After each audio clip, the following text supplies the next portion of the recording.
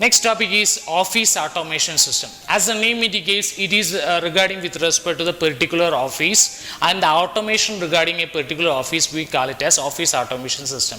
Let's see what is the definitions behind the office automation system.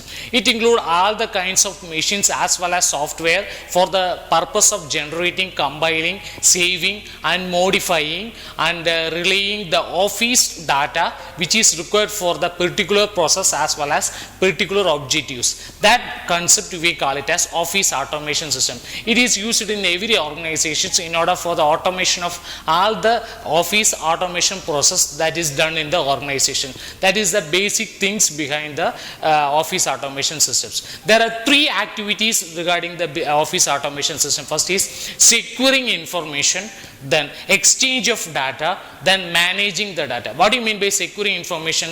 There is lot of information are there in the office. This office, in that office, we have to secure that particular information which is stored in the databases so that they can use easily or retrieve that information whenever it is useful. That is the concept of securing information. Next is exchanging of data. So whatever be the data, that will be exchanges for the further use.